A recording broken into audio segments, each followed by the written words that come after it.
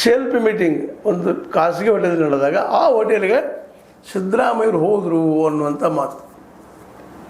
ಗೊತ್ತಾಗಿ ಹೋಗಿದಾರೋ ಗೊತ್ತಿಲ್ಲದೆ ಹೋಗಿದಾರೋ ಮತ್ತು ಬೇರೆ, ಆದರೆ ಕಾಯ್ಕೊಂಡಿರೋದು ಟ್ರಾಂಗಿ ಮುರಿದು ಅಂದಂಗೆ ಆಗ್ಯದ.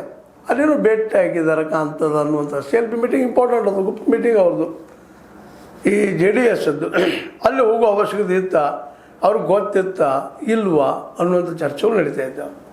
ಹೀಗಾಗಿ ಇದೇನು ಮತ್ತು JDSಗೆ ಮರಳ್ತಾ ಇದ್ದಾರೆ ಸಿದ್ದರಾಮಯ್ಯನವರು. ಮರಳಿ ಈ ರಾಜ್ಯದ ಚೊಕ್ಕಾನಿ ಹಿಡಿಬಲ್ಲರ ಅನ್ನೋ ಮತ್ತೊಂದು ಪ್ರಶ್ನೆ.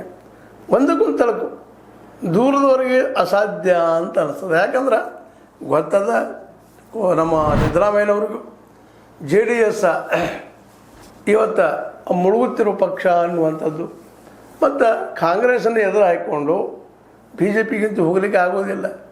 ಸೈದ್ಧಾಂತಿಕವಾಗಿ ಸಿದ್ದರಾಮಯ್ಯನವ್ರು BJPಯಿಂದ ಭಾಳ ದೂರ ಅಂತ ಅನ್ನಿಸ್ತದೆ. ಮತ್ತು ಸಮೀಪ ಹೋಗಿದಾರೋ ಗೊತ್ತಿಲ್ಲ. ಯಾಕಂದ್ರೆ ತೆರೆ ಮರೆಯಲ್ಲಿ ಏನೇನು ನಡೀತಾ ಇರ್ತವೆ.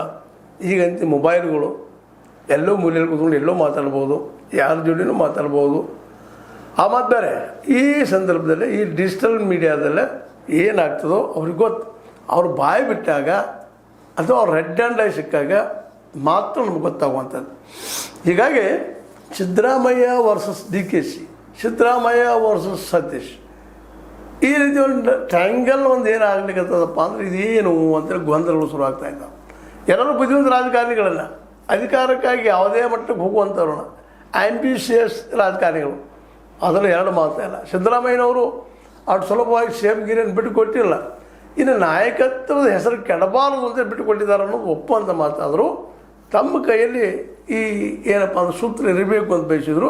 ಅದರ ಪೂರ್ಣ ಪ್ರಮಾಣದ ಸೂತ್ರ ಸಿಕ್ಕಿಲ್ಲ, ಅದು ಅಸಮಾಧಾನದ. ತಮಗೆ ಬೇಕಂತ ಕೆಲವರಿಗೆ ಮಿನಿಸ್ಟರ್ಶಿಪ್ ಸಿಕ್ಕಿಲ್ಲ ಅನ್ನುವಂಥ ಒಂದು ನೋವು ಅವ್ರಿಗದ. ಹೀಗಾಗಿ ಅವ್ರದ್ದಿಂದವರು ಏನಾದರೂ ಹೊಸ ಪಕ್ಷ ಅಥವಾ ಇದ್ದ ಪಕ್ಷ ಅಂತ JDS ತಮ್ಮ ಹಳೆ ಅವ್ರ ತವ್ರ ಮನೆ ಹೋಗ್ಬೋದ ಮರಳಿ ಅನ್ನುವಂಥ ಮಾತಿಲ್ಲ. ಅದಕ್ಕೆ ಏನೂ ನಡೆದಂತೆ ಬಂದು ನೀವು ಒಂದಿಲ್ಲಿ ಗಮನಿಸ್ಬೇಕು. ಈಗಾಗಲೇ ಕುಮಾರಸ್ವಾಮಿಗಳಾಗಿರ್ಬೋದು,